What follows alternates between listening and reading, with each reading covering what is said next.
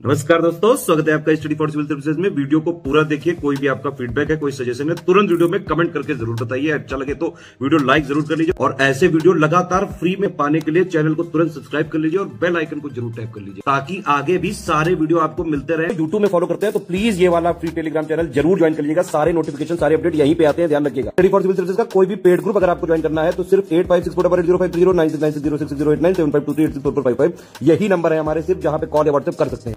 Instagram पे हमारा page जरूर फॉलो कर लीजिएगा, स्टडी फॉर सिविल .सर्विसेज है।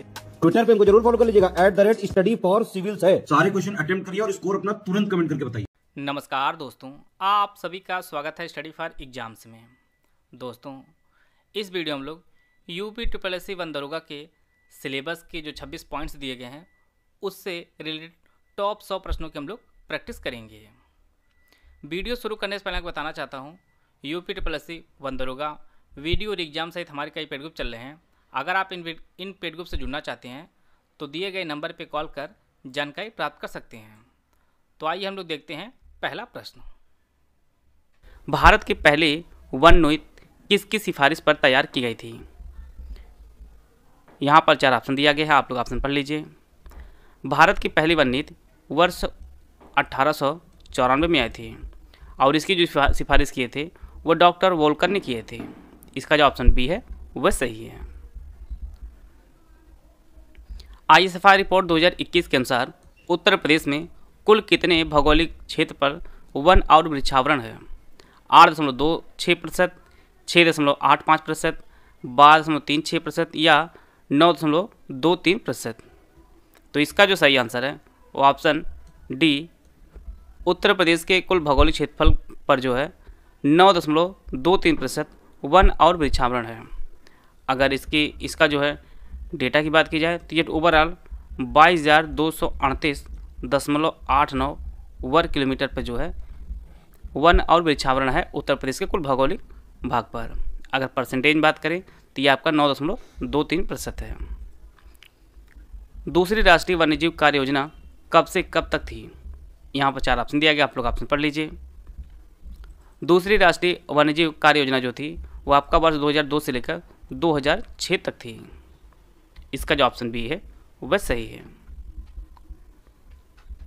संविधान का कौन सा अनुच्छेद राज्य को पर्यावरण की रक्षा और सुधार करने और देश के वन्य जीवन की रक्षा करने के लिए बाध्य करता है?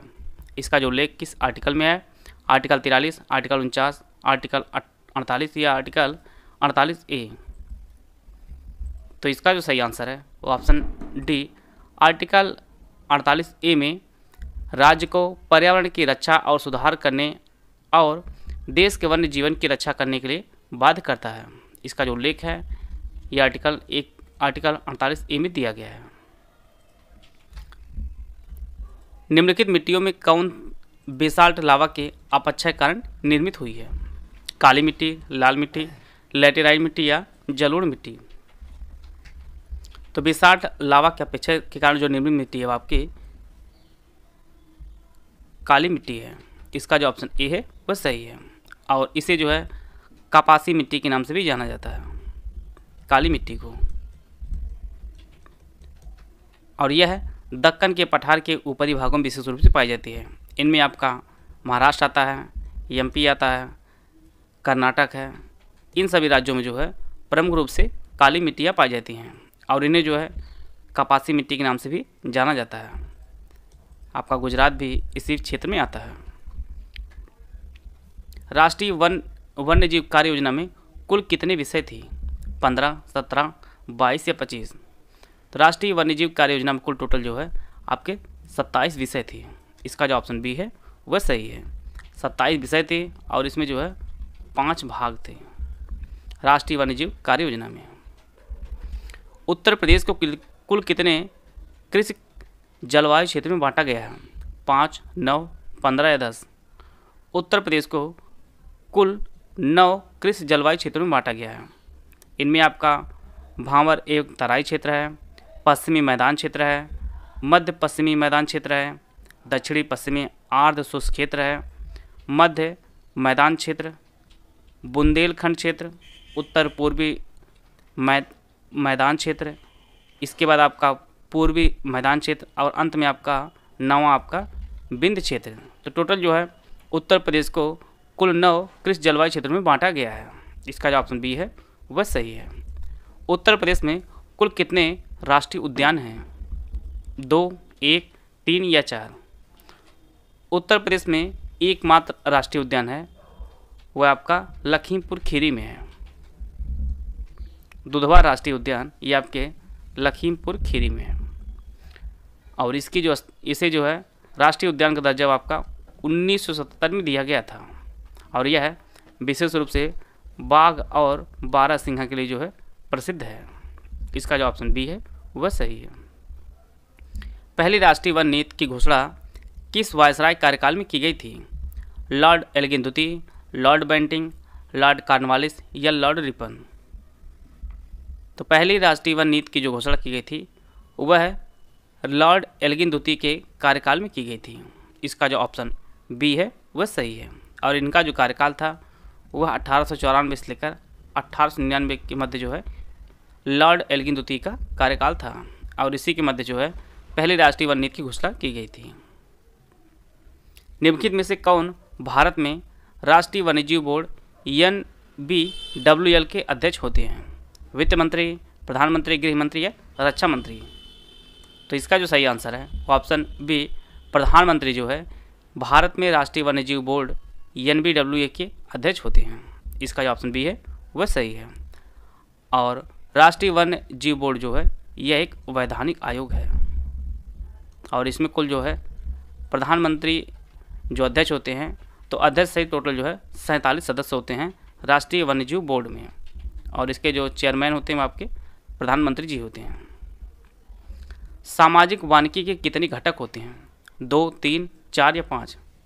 सामाजिक वानिकी कुल 3 घटक होते हैं। इसका जो ऑप्शन बी है वह सही है।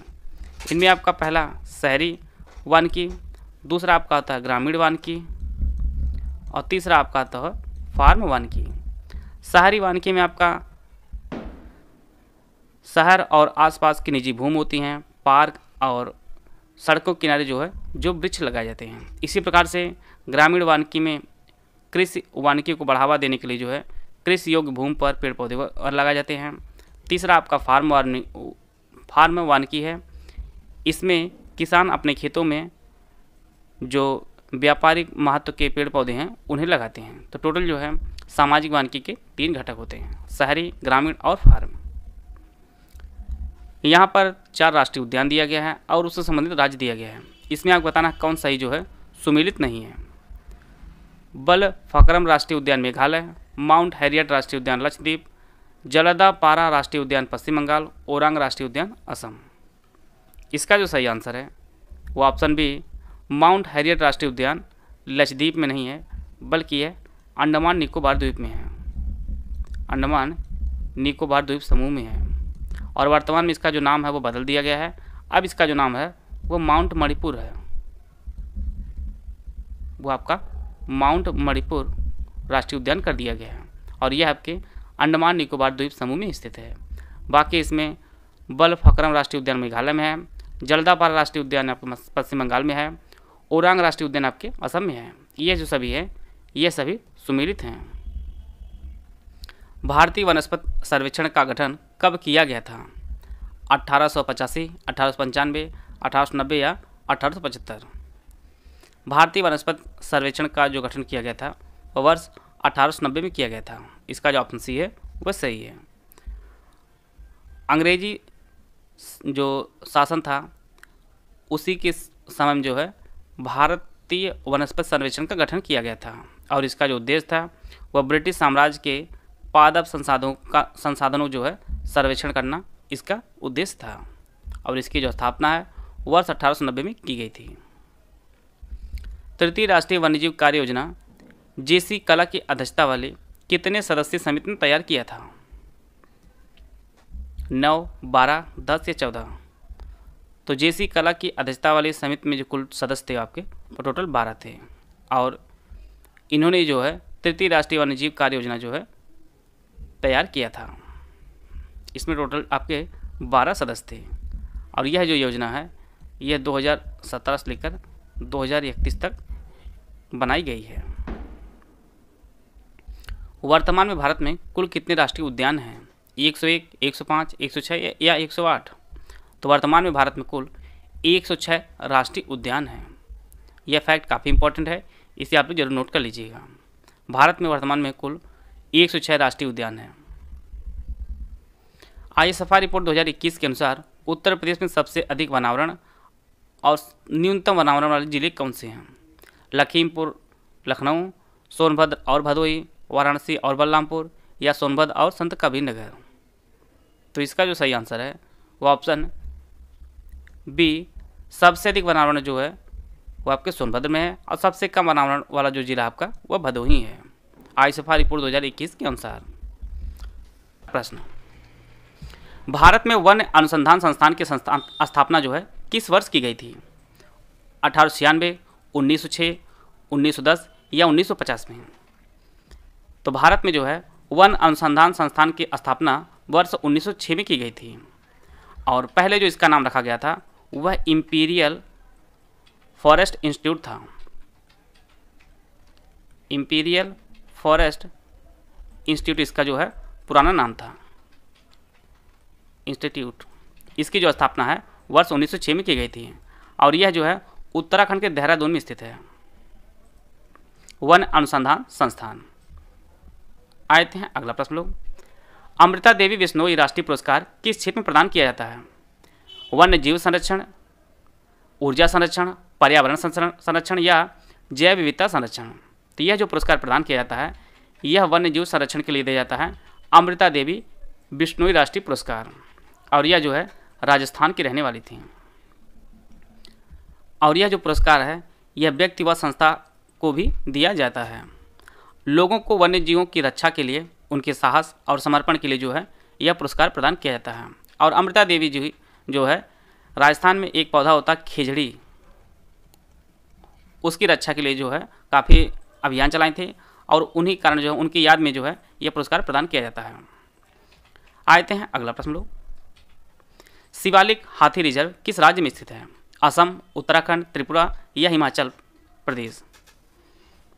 तो यह हाल ही में चर्चा में रहा है और यह जो है उत्तराखंड में स्थित है, शिवालिक हाथी रिजर्व। और इसका कारण यह है क्योंकि देहरादून हवाई अड्डा जो है उसका विस्तार किया जा रहा है और उसके विस्तार में शिवालिक हाथी रिजर्व के जो है लगभग 87 हेक्टेयर ज़मीन जो है वह ली जा रही है और इसके बीच में जो है हाईकोर्ट ने, उत्तराखंड हाईकोर्ट ने इस पर स्टे लगा दिया है, इसीलिए काफ़ी चर्चा में रहा है शिवालिक हाथी रिजर्व। और यही चर्चित चीज़ें जो आपकी परीक्षा के लिए उपयोगी भी होती हैं। बात करते हैं हम लोग शिवालिक हाथी रिजर्व की, तो इसको जो है वर्ष 2002 में अधिसूचित किया गया था हाथी रिजर्व के रूप में और इसका जो कुल क्षेत्रफल है वो कुल 5405 वर्ग किलोमीटर इसका जो है कुल क्षेत्रफल है और यह जो आपके उत्तराखंड में स्थित है, शिवालिक हाथी रिजर्व।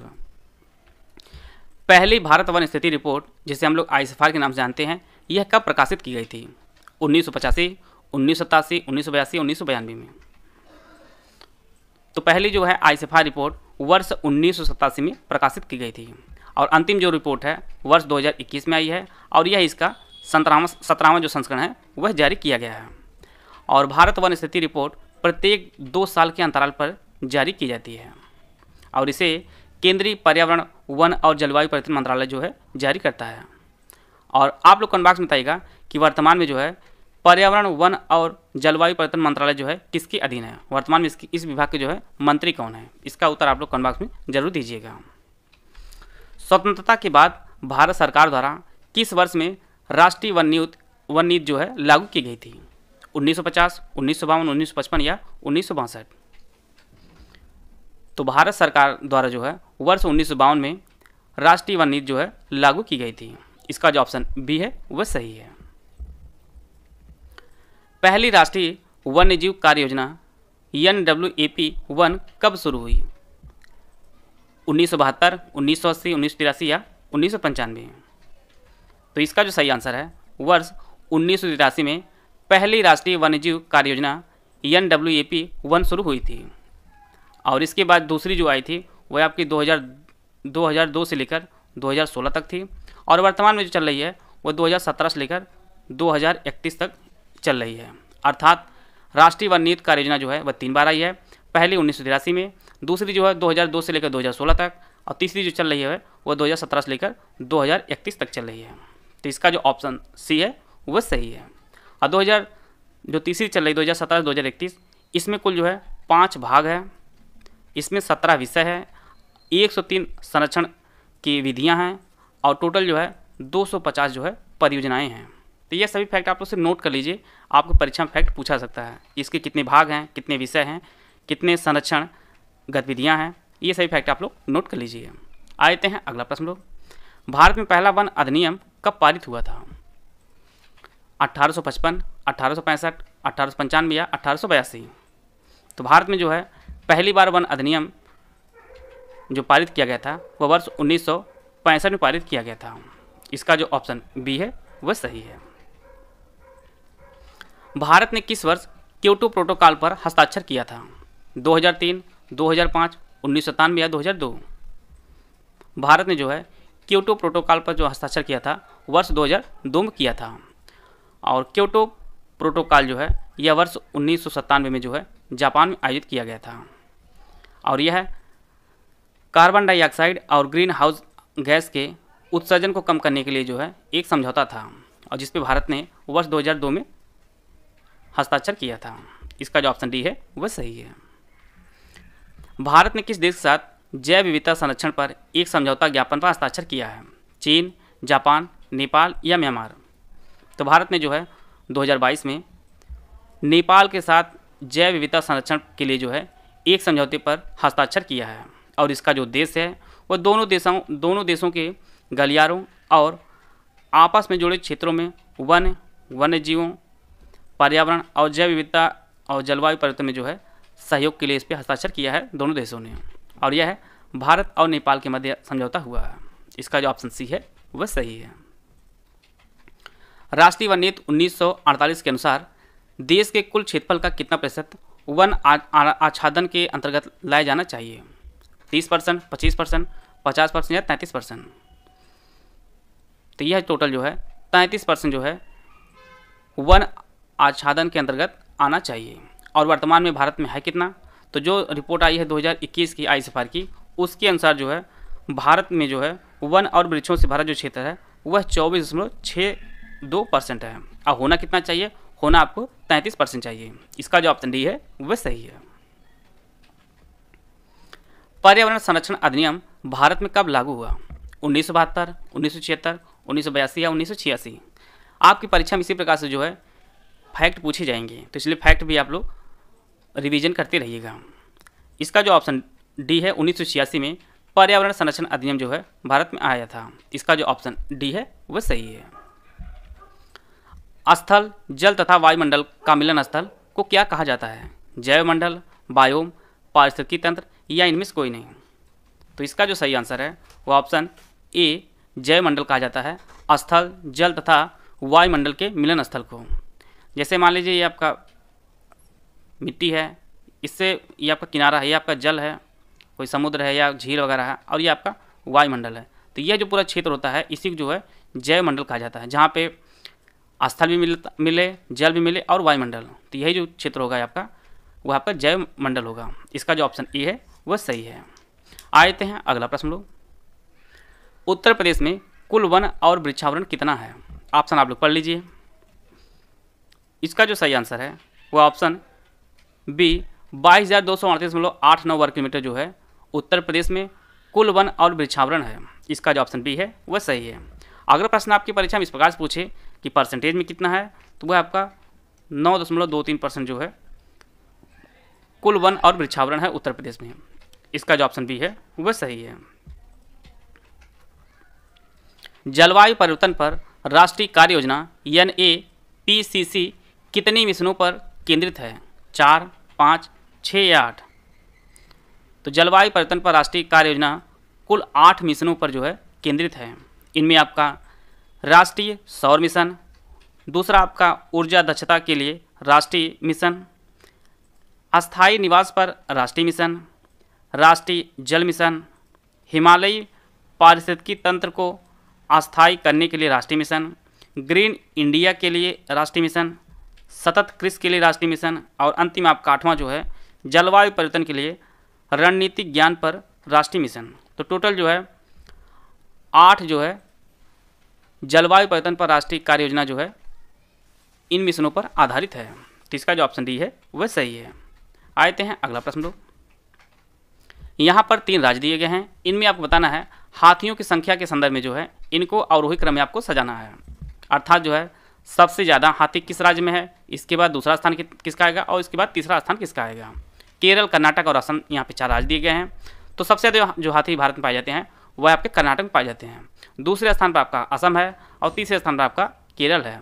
तो आपका आंसर जो हो जाएगा 1 2, आपका जो आंसर हो जाएगा 2 3 1, और 2 3 1 आपके ऑप्शन बी में दिया गया है। तो इसका जो ऑप्शन बी होगा वह सही है। यहाँ पर 4 नाम दिया गया है, इसमें आपको बताना है कौन जो है चिपको आंदोलन से संबंधित नहीं था। सुंदरलाल बहुगुणा, गौरा देवी, चंडी प्रसाद भट्ट या राजेंद्र सिंह। चिपको आंदोलन जो शुरू हुआ था वह 26 मार्च वर्ष 1973 में शुरू हुआ था, और इसमें जो प्रमुख नेता थे वो आपके सुंदरलाल बहुगुणा थे, गौरा देवी थी और चंडी प्रसाद भट्ट जी थे। इनमें जो है राजेंद्र प्रसाद शामिल नहीं थे। तो इसका जो आंसर हो जाएगा वो ऑप्शन डी राजेंद्र सिंह जो है यह चिपको आंदोलन संबंधित नहीं थे। चिपको आंदोलन वर्ष 1973 में उत्तराखंड के चमोली डिस्ट्रिक्ट में शुरू हुआ था, और यह जो है पेड़ों को कटाई से बचाने के लिए यहाँ के जो लोग थे वो पेड़ों को गले लगा लिया था और इससे जो है वनों की रक्षा किए थे। इनमें जो सबसे इम्पोर्टेंट नाम है वो आपका सुंदरलाल बहुगुणा जी का है। इन्होंने जो है इसका नेतृत्व किया था, और वर्ष 2009 में इन्हें जो है पद्म विभूषण सम्मान से जो है सम्मानित भी किया जा चुका है। पद्म विभूषण इन्हें वर्ष 2009 में दिया गया था, और अभी वर्ष 2021 में जो है इनकी मृत्यु हुई है सुंदरलाल बहुगुणा जी की। बाकी राजेंद्र सिंह जो है ये भी काफ़ी फेमस है। इन्हें जो है भारत का जल पुरुष भी कहा जाता है, भारत का जल पुरुष कहा जाता है, और इनका जो जन्म है वह यूपी में हुआ है, इसलिए काफ़ी इंपॉर्टेंट ये भी हो जाते हैं। और इनका जो जन्म है आपके बागपत में हुआ था, बागपत ज़िले में इनका जन्म हुआ है, और इन्हें वर्ष 2001 में जो है राजेंद्र सिंह को वर्ष 2001 में रमन मैग्सेसे पुरस्कार भी प्रदान किया गया है राजेंद्र सिंह को, और यह जो है जल संरक्षण के लिए जो है इन्हें यह पुरस्कार दिया गया है। और इन्होंने जो सर्वाधिक योगदान दिया है वह राजस्थान में इन्होंने जल संरक्षण की अनेक विधियाँ बनाई है, और वहाँ पर अनेक गाँव को जो है विकसित किया है जल से। तो इसका जो सही आंसर होगा वो ऑप्शन डी राजेंद्र सिंह। आते हैं अगला प्रश्न। 1992 में पृथ्वी सम्मेलन कहाँ आयोजित किया गया था, ब्राज़ील, चीन, कनाडा या भारत। तो इसका जो सही आंसर है वो ऑप्शन ए ब्राज़ील। 1992 में पृथ्वी जो सम्मेलन आयोजित किया गया था वह रियो डी जेनेरियो में आयोजित किया गया था।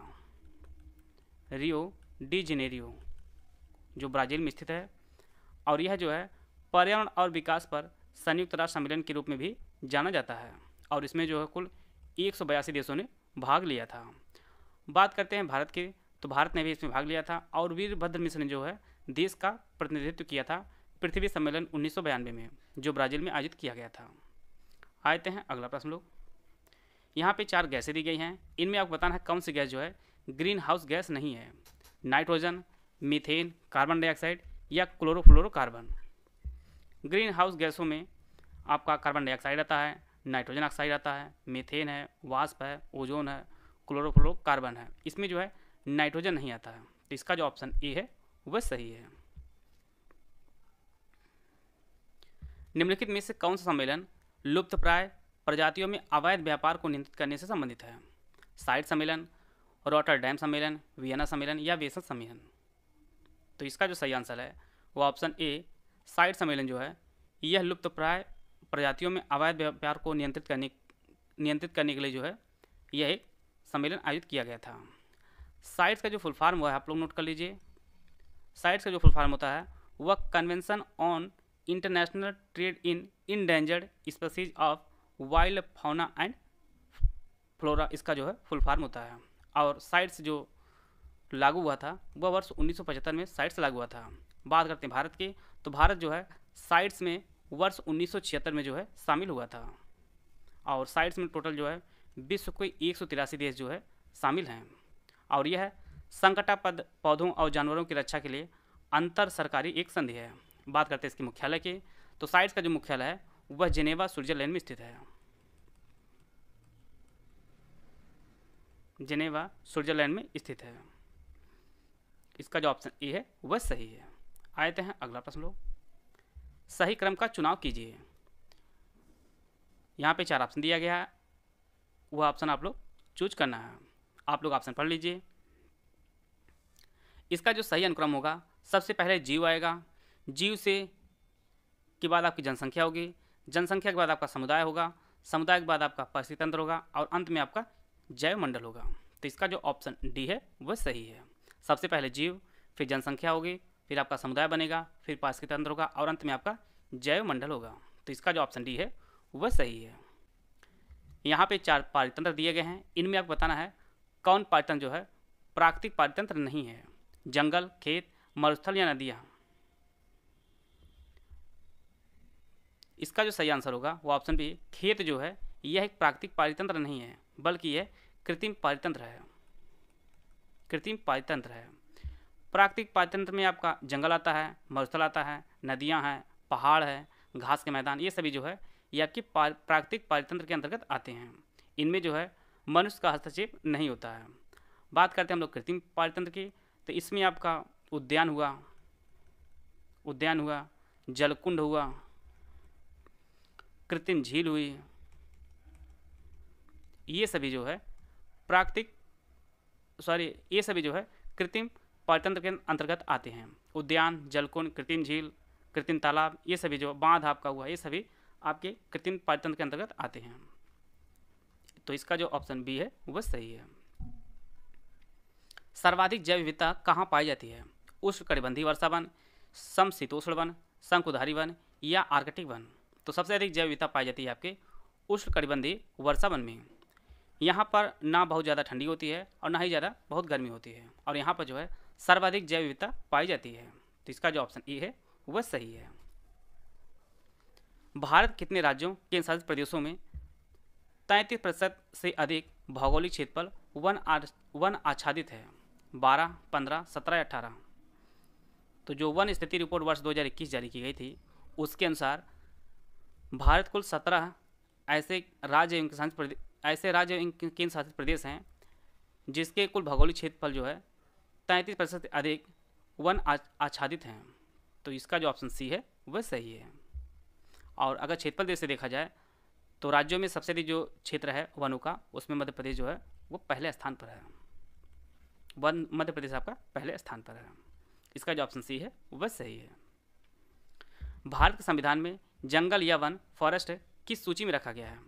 यह संघ सूची का विषय है, राज्य सूची का विषय है, समवर्ती सूची का विषय है या इनमें से कोई नहीं। तो इसका जो सही आंसर है, वन जो है वर्तमान में यह समवर्ती सूची का एक विषय है। इसका जो ऑप्शन सी है वह सही है। और यह जो है पहले राज्य सूची में रखा गया था, परंतु इसे 1976 में जो है इसे समवर्ती सूची में रखा गया है और यह 7वीं सूची के अंतर्गत रखा गया है।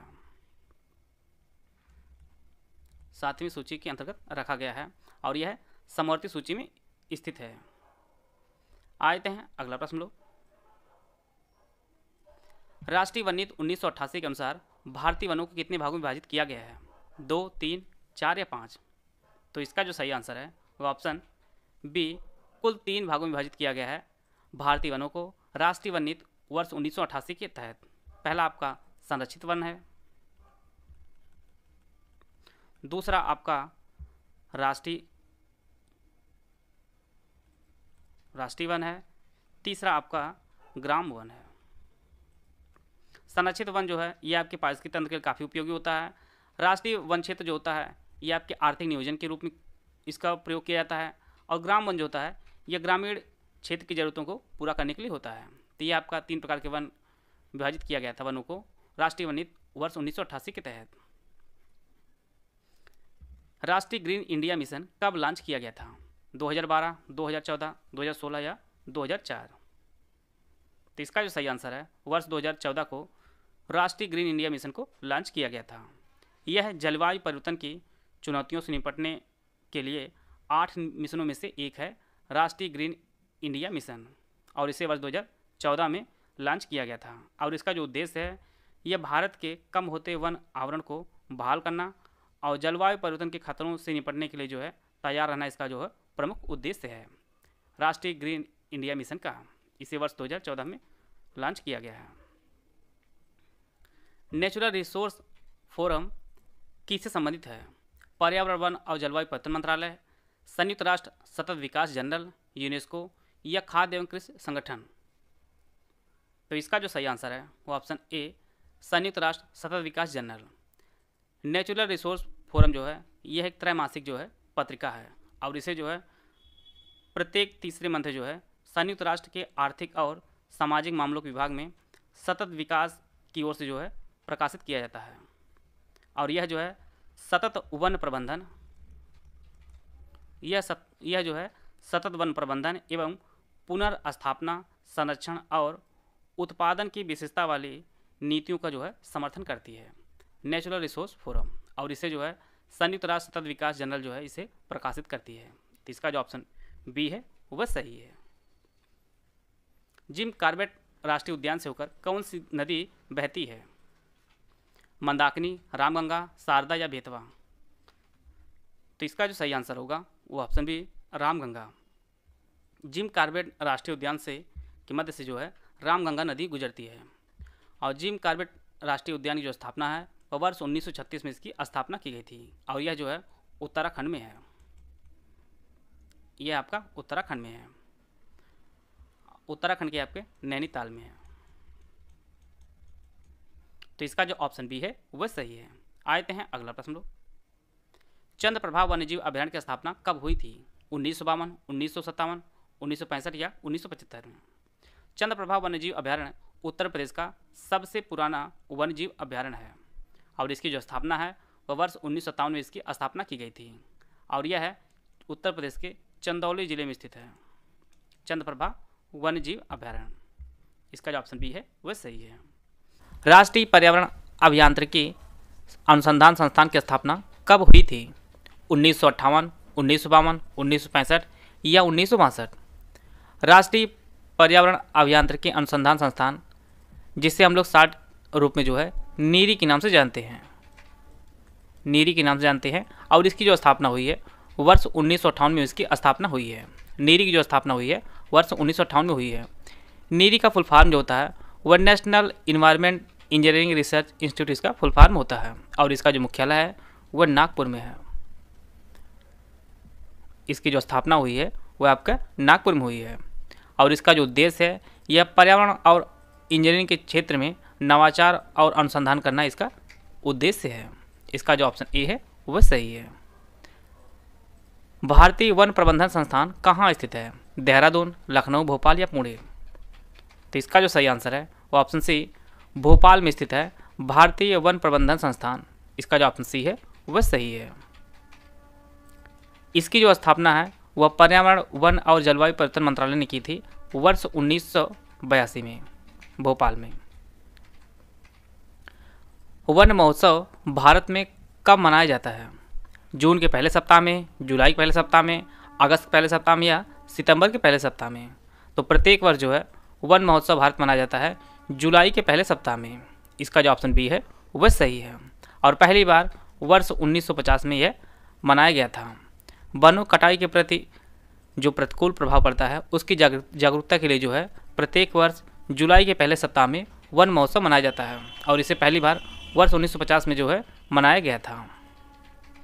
राष्ट्रीय वन नीति 1952 के अनुसार निम्नलिखित में से कौन सा एक वन संवर्ग नहीं है? राष्ट्रीय वन, राष्ट्रीय उद्यान, संरक्षित वन या ग्राम वन। राष्ट्रीय वन नीति 1952 के अनुसार जो है वनों को 4 भागों में विभाजित किया गया था। पहला आपका संरक्षित वन था, दूसरा आपका राष्ट्रीय वन, तीसरा ग्राम वन और चौथा आपका वृक्ष वन था। तो इसमें जो है राष्ट्रीय उद्यान जो है इसमें शामिल नहीं था। तो इसका जो ऑप्शन बी है वह सही है। यहाँ पे एक तरफ राष्ट्रीय उद्यान और वन्यजीव अभयारण्य दिए गए हैं, आपको बताना है कौन सही सुमेलित नहीं है। बांदीपुर राष्ट्रीय उद्यान कर्नाटक, मानस राष्ट्रीय उद्यान असम, पेरियार वन्यजीव अभयारण्य केरल, सिमलीपाल राष्ट्रीय उद्यान मध्य प्रदेश। इसमें आपको बताना है कौन सही सुमेलित नहीं है। बांदीपुर राष्ट्रीय उद्यान आपके कर्नाटक में सही है, मानस राष्ट्रीय उद्यान असम में है, पेरियार वन्यजीव अभयारण्य आपके केरल में है, परंतु सिमलीपाल राष्ट्रीय उद्यान यह मध्य प्रदेश में नहीं है, बल्कि यह आपका उड़ीसा में स्थित है। सिमलीपाल राष्ट्रीय उद्यान यह उड़ीसा के मयूरभंज एक जिला है, वहाँ पर स्थित है सिमलीपाल राष्ट्रीय उद्यान। तो इसका जो ऑप्शन डी है वह सही है। दाचीगाम अभ्यारण्य किसके लिए प्रसिद्ध है? एक सींग वाला गैंडा, कश्मीरी हंगूल, एशियाई सिंह या साइबेरियन क्रेन। तो इसका जो सही आंसर है वो ऑप्शन बी कश्मीरी हंगूल के लिए जो है दाचीगाम अभ्यारण्य जो है ये प्रसिद्ध है, और यह एक हिरण की एक प्रजाति होती है। और दाचीगाम अभ्यारण्य आपके जम्मू कश्मीर में स्थित है, जम्मू कश्मीर में स्थित है। इसका जो ऑप्शन बी है वह सही है। संयुक्त राष्ट्र का 27वां जलवायु परिवर्तन सम्मेलन COP27 मिस्र के शर्म अल शेख में कब आयोजित किया गया था? इसके लिए 4 ऑप्शन दिया गया, आप लोग ऑप्शन पढ़ लीजिए।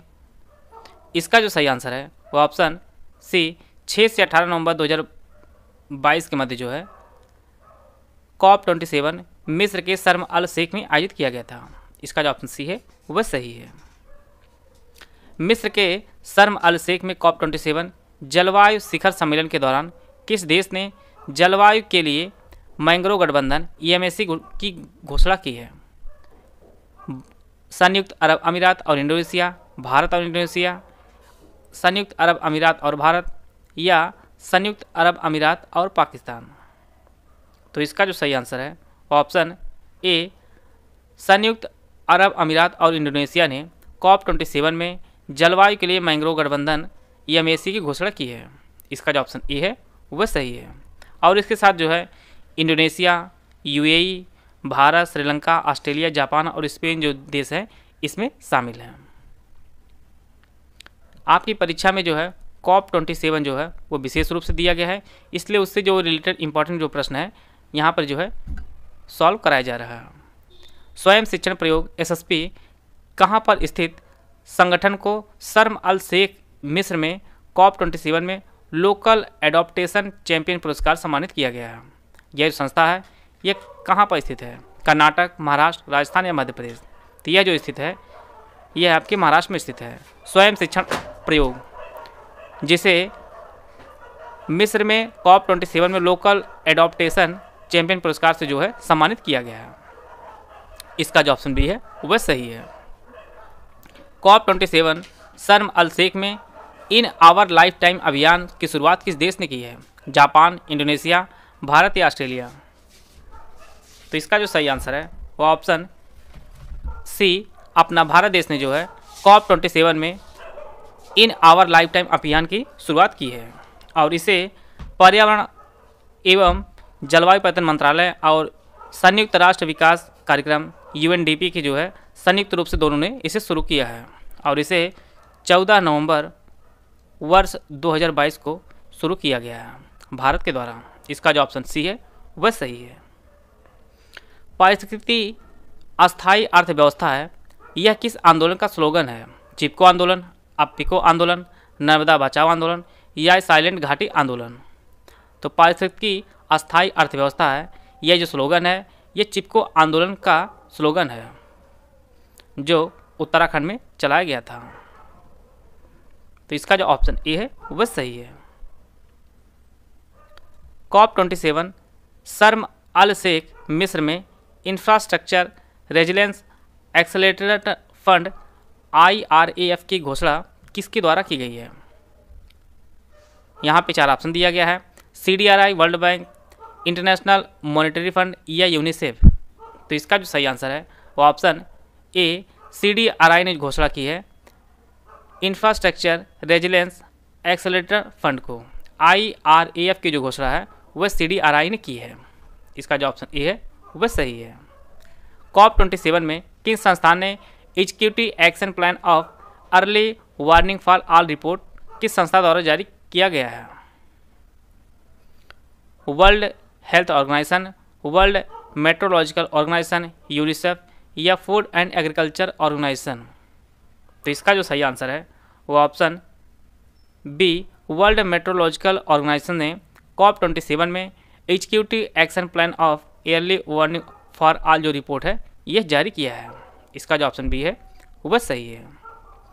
यह फैक्ट आप लोग नोट करते चलिएगा, क्योंकि डायरेक्ट परीक्षा में आपको इसी प्रकार से फैक्ट जो है वो पूछेगा। ग्रेट हिमालयन नेशनल पार्क किस राज्य में स्थित है? पंजाब, उत्तराखंड, हिमाचल प्रदेश या इनमें से कोई नहीं। तो इसका जो सही आंसर है option C, great Himalayan national park ये आपके हिमाचल प्रदेश के कुल्लू क्षेत्र में स्थित है। कुल्लू क्षेत्र में स्थित है हिमाचल प्रदेश के। इसका जो ऑप्शन सी है वह सही है। और इसकी जो स्थापना है वर्ष 1984 में इसकी स्थापना की गई है, ग्रेट हिमालयन नेशनल पार्क की, जो आपके हिमाचल प्रदेश में स्थित है। भारत का पहला एलिफेंट विलेज किस राज्य में बनाया गया है? राजस्थान, उड़ीसा, उत्तराखंड या उत्तर प्रदेश? तो इसका जो सही आंसर है वो ऑप्शन ए, राजस्थान में। भारत का पहला एलिफेंट विलेज जो है यह राजस्थान के जयपुर में बनाया गया है। राजस्थान के जयपुर में बनाया गया और यह सिर्फ जो है हाथियों के रहने के लिए बसाया गया है। और विशेष रूप से जो है यहाँ पर विदेशी सैलानी जो है यहाँ घूमने आते हैं। और यह टोटल जो है 100 एकड़ में बनाया गया है, जयपुर में, राजस्थान में, भारत का पहला एलिफेंट विलेज को। भारत में जैव विविधता हॉटस्पॉट कितने हैं? 3, 4, 5 या 6? तो भारत में जो है जैव विविधता जो हॉटस्पॉट हैं वो आपके टोटल 4 हैं। इसका जो ऑप्शन बी है वह सही है। इनमें आपका पश्चिमी घाट है, इंडो बर्मा क्षेत्र है, सुंडालैंड है और हिमालय क्षेत्र है। तो टोटल जो है भारत में 4 जैव विविधता क्षेत्र हैं। इसका जो ऑप्शन बी है वह सही है। निम्नलिखित में से किसे भारतीय वानिकी का पिता माना जाता है? डेट्रिच बैड्रिस, लॉर्ड कॉर्नवालिस, रॉबर्ट हुक या अर्नेस्ट हैकेल? तो भारत में जो है भारतीय वानिकी का पिता जो माना जाता है वह डेट्रिच बैड्रिस को कहा जाता है। इसका जो ऑप्शन ए है वह सही है। राष्ट्रीय वन आयोग की स्थापना किस वर्ष हुई थी? 2000, 2002, 2003 या 2005? तो भारत में जो है राष्ट्रीय वन आयोग की जो स्थापना की गई थी वह वर्ष 2003 में की गई थी। इसका जो ऑप्शन सी है वह सही है। उष्णकटिबंधीय सदाबहार वन निम्नलिखित में से किस क्षेत्र में पाए जाते हैं? गंगा के मैदान, पश्चिमी घाट, छोटा नागपुर पठार या पूर्वी घाट? भारत में जो है उष्णकटिबंधीय सदाबहार वन पाए जाते हैं पश्चिमी घाट में। इसका जो ऑप्शन बी है वह सही है। और इसी क्षेत्र में आपका तमिलनाडु है, कर्नाटक है, केरल, ये सभी जो है यहाँ पर उष्णकटिबंधीय सदाबहार वन पाए जाते हैं। और जो सदाबहार वन होते हैं वह वर्ष भर हरे भरे रहते हैं और पेड़ों के जो पत्ते होते हैं, फूल व फल लगने की जो समय होता है वह कोई निश्चित नहीं होता है उष्णकटिबंधीय सदाबहार वन में। और ये आपके पश्चिमी घाट में पाए जाते हैं। इसका जो ऑप्शन बी है वह सही है। निम्नलिखित में से कौन सा मानव वन्य जीव संघर्ष का कारण है? कृषि विस्तार, शहरीकरण, बढ़ती मानव जनसंख्या या उपरोक्त सभी? तो इसका जो सही आंसर है वो ऑप्शन डी, उपरोक्त सभी। मानव वन्यजीव संघर्ष का जो कारण है उनमें आपका कृषि विस्तार भी है, शहरीकरण भी है और बढ़ती मानव जनसंख्या भी है। ये सभी जो कारण है यह मानव वन्यजीव संघर्ष के कारण है। इसका जो ऑप्शन डी है वह सही है। आए थे अगला प्रश्न लोग। WWF इंडिया द्वारा किस वर्ष असम के सोनितपुर जिले में सोनितपुर मॉडल विकसित किया गया था? 2003-04, 2005-06, 2007-08 या 2009-10? तो इसका जो सही आंसर है वो ऑप्शन ए, वर्ष 2003-04 में WWF इंडिया द्वारा असमपुर के सोनितपुर जिले में सोनितपुर मॉडल को विकसित किया गया था, जिसमें विभिन्न समुदायों को राज्य वन विभाग से जोड़ा गया था और इन लोगों को हाथियों को फसलों से सुरक्षित रूप से भगाने के लिए प्रशिक्षण भी इन लोगों को दिया गया था। और यह जो है मानव वन्य जीव संघर्ष को जो है नियंत्रित करना था, इसका जो प्रमुख उद्देश्य था सोनितपुर मॉडल। और यह आपके असम में जो है यह किया गया था WWF इंडिया द्वारा वर्ष 2003-04 में। आते हैं अगला प्रश्न लोग। वन उपज को किस अधिनियम के तहत परिभाषित किया गया? यहाँ पे 4 ऑप्शन दिया गया, आप लोग ऑप्शन पढ़ लीजिए। इसका जो सही आंसर है वो ऑप्शन ए, भारतीय वन अधिनियम 1927 के तहत जो है वन उपज को परिभाषित किया गया था। वनोत्पाद की आवाजाही को नियंत्रित करना और उस पर शुल्क लगाना, ये सभी जो है यह भारतीय वन अधिनियम 1927 के तहत जो है परिभाषित किया गया था। और साथ में जो है किसी भी क्षेत्र को आरक्षित वन, संरक्षित वन या ग्राम वन के रूप में घोषित करने का जो प्रक्रिया थी, इन सभी का जो वर्णन है वह भारतीय वन अधिनियम 1927 के तहत जो है वर्णित किया गया है। इसका जो ऑप्शन ए है वह सही है। मुरलेन राष्ट्रीय उद्यान किस राज्य में स्थित है? महाराष्ट्र, मिजोरम, असम या उत्तर प्रदेश? मुरलेन राष्ट्रीय उद्यान यह मिजोरम में स्थित है और यह मिजोरम के चम्फाई जिला है, वहाँ पर यह स्थित है। और इसकी जो स्थापना हुई है वर्ष 1991 में मुरलेन राष्ट्रीय उद्यान की जो है स्थापना हुई है और यह मिजोरम राज्य में स्थित है। भारत किस राज्य को टाइगर राज्य के नाम से जाना जाता है? मध्य प्रदेश, असम, उड़ीसा या राजस्थान? तो इसका जो सही आंसर है ऑप्शन ए, मध्य प्रदेश को टाइगर राज्य के नाम से जाना जाता है, क्योंकि भारत के किसी भी राज्य में सबसे ज़्यादा जो टाइगर हैं वह आपके मध्य प्रदेश में है और मध्य प्रदेश में टोटल जो है 526 टाइगर हैं। दूसरे स्थान पर आपका कर्नाटक है, जहाँ पर टाइगरों की जो संख्या है वो आपकी 524 है। 524 टाइगर जो है वो आपके कर्नाटक में है। आप लोग कमेंट बॉक्स में बताइएगा कि उत्तर प्रदेश में कुल कितने टाइगर हैं। इसका उत्तर आप लोग कमेंट बॉक्स में बताइएगा। भितरकनिका राष्ट्रीय उद्यान जो विश्व धरोहर सूची में शामिल किया गया है, आपको बताना है यह किस राज्य में स्थित है? ओडिशा, तमिलनाडु, केरल या गुजरात? तो यह स्थित है आपके ओडिशा में। भितरकनिका राष्ट्रीय उद्यान यह ओडिशा में स्थित है और यह कुल 672 वर्ग किलोमीटर में फैला है और विशेष रूप से खारे पानी के मगरमच्छ का प्रजनन केंद्र है आपका भितरकनिका राष्ट्रीय उद्यान, जो ओडिशा में स्थित है। राष्ट्रीय वनीकरण और पर्यावरण विकास बोर्ड की स्थापना कब हुई थी? 1990, 1992, 1996 या 1998 में? तो इसकी जो स्थापना की गई थी वर्ष 1992 में राष्ट्रीय वनीकरण और पर्यावरण विकास बोर्ड की स्थापना की गई थी और यह देश में वनीकरण, वृक्षारोपण, पारिस्थितिकी पुनर्नवीनीकरण की गतिविधियों को बढ़ावा देना जो है इसका प्रमुख उद्देश्य है। राष्ट्रीय वनीकरण और पर्यावरण विकास बोर्ड की, जिसकी स्थापना वर्ष 1992 में की गई थी। भारत में सामाजिक वनीकरण पद का प्रथम प्रयोग कब किया गया था? 1976, 1985, 1989 या 1990? तो इसका जो सही आंसर है वो ऑप्शन ए, 1976 में भारत में सामाजिक वनीकरण पद का प्रयोग किया गया था राष्ट्रीय कृषि आयोग द्वारा। इसका जो ऑप्शन ए है वह सही है। झांसी में स्थित राष्ट्रीय कृषि वानिकी अनुसंधान केंद्र की स्थापना किस वर्ष हुई थी? 1988, 1985, 1989 या 1990?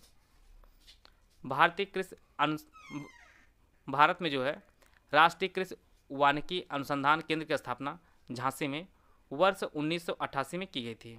इसका जो ऑप्शन ए है वह सही है और यह भारतीय कृषि अनुसंधान परिषद के तहत जो है कार्य करता है। राष्ट्रीय कृषि वानिकी अनुसंधान केंद्र, इसका जो ऑप्शन ए है वह सही है। पृथ्वी के फेफड़े के रूप में किसे जाना जाता है? पश्चिमी घाट, विक्टोरिया झील, ग्रीनलैंड या अमेजन वर्षावन? तो इसका जो सही आंसर है वो ऑप्शन डी, अमेजन वर्षावन को पृथ्वी के फेफड़े के रूप में जाना जाता है और यह लगभग पूरे विश्व का लगभग 20% ऑक्सीजन जो है स्वयं उत्पन्न करता है, अमेजन वर्षावन, और इसीलिए इसे पृथ्वी के फेफड़े के रूप में जाना जाता है। इसका जो ऑप्शन डी है वह सही है। बॉरलॉग पुरस्कार किस क्षेत्र में दिया जाता है? फिल्म, विज्ञान, साहित्य या कृषि? तो इसका जो सही आंसर है वो ऑप्शन डी, कृषि क्षेत्र में दिया जाता है बॉरलॉग पुरस्कार और इसे कोरोमंडल इंटरनेशनल कंपनी प्रदान करती है वर्ष 1972 से और यह वैज्ञानिकों को उनके अनुसंधान और कृषि और पर्यावरण के क्षेत्र में योगदान के लिए जो है बॉरलॉग पुरस्कार प्रदान किया जाता है। और बॉरलॉग, नॉर्मन ई बॉरलॉग को जो है हरित क्रांति का जनक भी कहा जाता है। इसका जो ऑप्शन डी है वह सही है। मुख्यमंत्री जन वन योजना किस राज्य से संबंधित है? तमिलनाडु, केरल, गुजरात या झारखंड? तो इसका जो सही आंसर है वो ऑप्शन डी झारखंड। औद्योगिक विकास और पर्यावरण के बीच संतुलन बनाए रखने के लिए झारखंड सरकार ने मुख्यमंत्री जन वन योजना की जो है शुरुआत की है। इसका जो ऑप्शन डी है वह सही है। जर्मन वॉच द्वारा जारी वैश्विक जलवायु परिवर्तन प्रदर्शन सूचकांक 2023 में भारत की रैंकिंग कितनी है? 5, 6, 5, 7, 8 या 10? तो इसमें टोटल 27 देश और यूरोपीय संघ शामिल हुए थे और इस रैंकिंग भारत का जो स्थान है वह 8वां है और ऊपर के जो 3 स्थान हैं वह आपके रिक्त हैं। चौथे स्थान, 5वें या 6ठे और 7वें पर आपका डेनमार्क, स्वीडन, चिली और मोरक्को ये सभी हैं। तो भारत से ऊपर जो है टोटल 4 देश हैं और भारत की जो रैंक है इसमें 8वां है और इसमें टोटल जो है 57 देश थे और यूरोपीय संघ शामिल था और इसे जर्मन वॉच ने जारी किया है। सामाजिक वानिकी योजना इस पंचवर्षीय योजना में शुरू की गई थी? पहली, दूसरी, 5वीं या चौथी? सामाजिक वानिकी योजना जो शुरू की गई थी वर्ष 1976 में शुरू की गई थी और 1976 जो है यह 5वीं पंचवर्षीय योजना के अंतर्गत आता है। तो इस प्रकार जो है इसका जो आंसर हो जाएगा 5वीं पंचवर्षीय योजना के तहत जो है सामाजिक वानिकी योजना शुरू की गई थी और यह जो है सामाजिक प्रयासों से वृक्षारोपण संबंधित थी। और सामाजिक वानिकी के घटक तीन थे।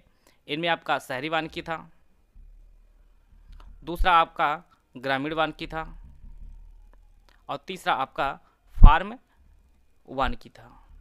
तो टोटल जो है 3 घटक थे, शहरी, ग्रामीण और फार्म सामाजिक वानिकी के, जिसे वर्ष 1976 में शुरू किया गया था और यह 5वीं पंचवर्षीय योजना में शुरू किया गया था। एक कार्बन क्रेडिट कितने बराबर होता है? 1 टन कार्बन डाइऑक्साइड के, 1 kilo carbon dioxide, 1 quintal carbon dioxide या इनमें से कोई नहीं?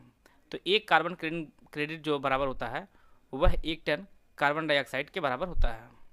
इसका जो ऑप्शन ए है वह सही है और इसकी जो अवधारणा है वह क्योटो प्रोटोकॉल 1997 में आई थी कार्बन क्रेडिट की। कुल भौगोलिक क्षेत्र के प्रतिशत के रूप में वन आवरण के मामले में पहले स्थान पर कौन सा राज्य है भारत का? मिजोरम, अरुणाचल प्रदेश, मेघालय या मणिपुर? अगर प्रतिशत के रूप में देखा जाए तो सबसे पहले स्थान पर आपका आता है मिजोरम। यहाँ के कुल भौगोलिक क्षेत्र का लगभग 84.53% जो है वह वन आवरण से ढका हुआ है। दूसरे स्थान पर आता है आपका अरुणाचल प्रदेश। यहाँ पर जो वनों का परसेंटेज है पूरी भूमि का वो 79.33% है। तीसरे स्थान पर आपका था मेघालय। यहाँ पर लगभग 76% जो है वन आवरण है पूरी भूमि का।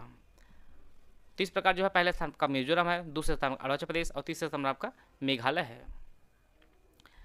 प्रश्न आपकी परीक्षा में यह भी पूछ सकता है कि भारत कुल कितने राज्य एवं केंद्र शासित प्रदेश हैं जहाँ पे जो मानक है 33% का पूरे भौगोलिक क्षेत्र का, कितने राज्य इसको पूरा करते हैं? तो टोटल जो है भारत के 17 राज्य एवं केंद्र शासित प्रदेश हैं जहाँ के कुल भौगोलिक क्षेत्रफल पर जो है 33% या 33% से अधिक जो है वन आवरण से ढका हुआ है। तो इस प्रश्न जो आंसर हो जाएगा वो आपका मिजोरम हो जाएगा। इसका जो ऑप्शन ए है वह सही है। देश के जंगल में कुल कार्बन स्टॉक कितना होने का अनुमान है? यहाँ पे ऑप्शन दिया गया, आप लोग ऑप्शन पढ़ लीजिए। इसका जो सही आंसर है देश के जंगल में कुल कार्बन स्टॉक होने का जो अनुमान लगाया गया है वो 7204 मिलियन टन का अनुमान लगाया गया है। 2021 में जो आइसफा रिपोर्ट आई है उसके तहत ये अनुमान लगाया गया है और 2019 में जो आइसफा रिपोर्ट आई थी उसकी तुलना में टोटल जो है 79.4 मिलियन टन की जो है वो वृद्धि हुई है कुल कार्बन स्टॉक में।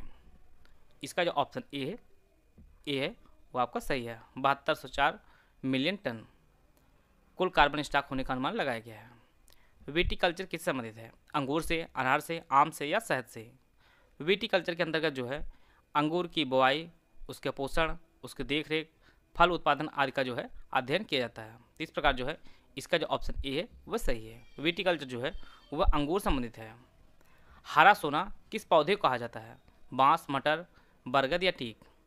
तो इसका जो सही आंसर है हरा सोना जो है ये बांस के पौधे को कहा जाता है क्योंकि बांस जो है काफ़ी उपयोगी भी होता है और इसका जो है विकास काफ़ी तेज़ी से होता है और इसी कारण इसे जो है हरा सोना के नाम से भी जाना जाता है। इसका जो ऑप्शन ए है वह सही है। जलवायु परिवर्तन के कारणों को कम करने के लिए 1997 में कौन सी अंतर्राष्ट्रीय संधि अपनाई गई थी?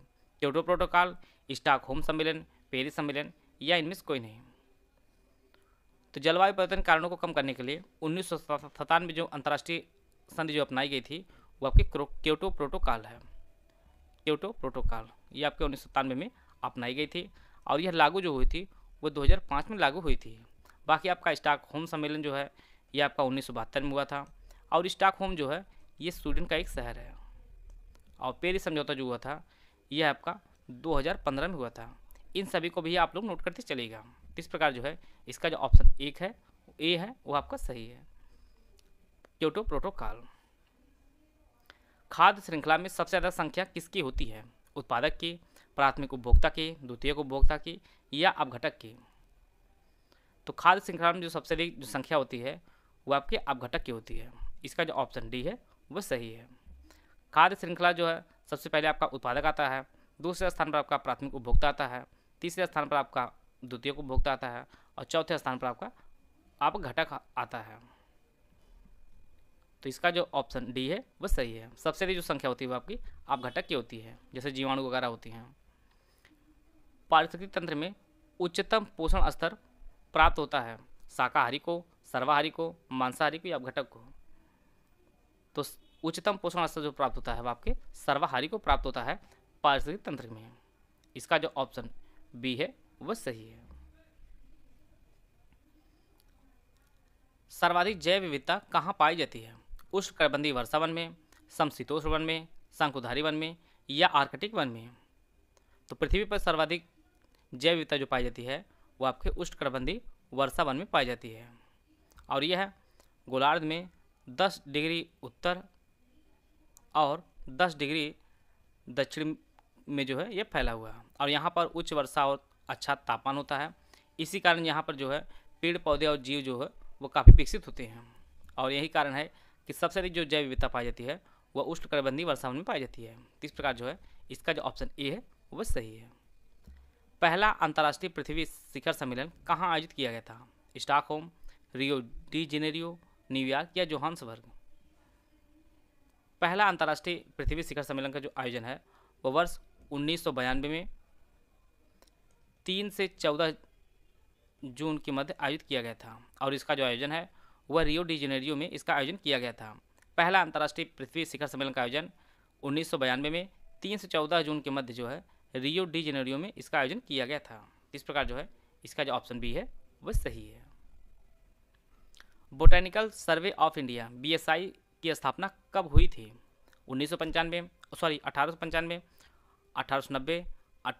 1985 या 1975?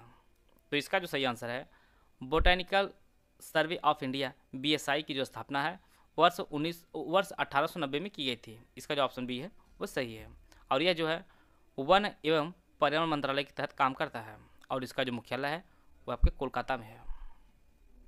BSI का जो मुख्यालय है वो कोलकाता में है और इसकी जो स्थापना है वर्ष 1890 में इसकी स्थापना की गई थी। यहाँ पर 4 परितंत्र दिए गए हैं, इनमें आपको बताना है कौन एक प्राकृतिक परितंत्र है? बांध, घास का मैदान, बगीचा या गेहूं का खेत? तो इसका जो सही आंसर है वो ऑप्शन बी घास का मैदान जो है यह एक प्राकृतिक परितंत्र है। बाकी आपका बांध हुआ, बगीचा हुआ, गेहूं खेत हुआ, ये सभी कृत्रिम परितंत्र हैं। तो इसका जो ऑप्शन बी है वो आपका सही है।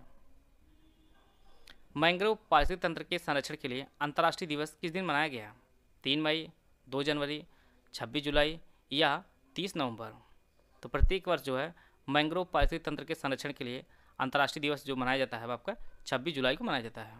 इसका जो ऑप्शन बी है वह सही है और इसे 2015 में जो है यूनेस्को द्वारा अपनाया गया था। 26 जुलाई को अंतर्राष्ट्रीय मैंग्रोव पारिस्थितिक तंत्र के संरक्षण के लिए। इसका जो ऑप्शन सी है वह सही है। पारिस्थितिक तंत्र में ऊर्जा का मुख्य स्रोत किसे माना जाता है? सूर्य, पृथ्वी, चंद्रमा या शुक्र?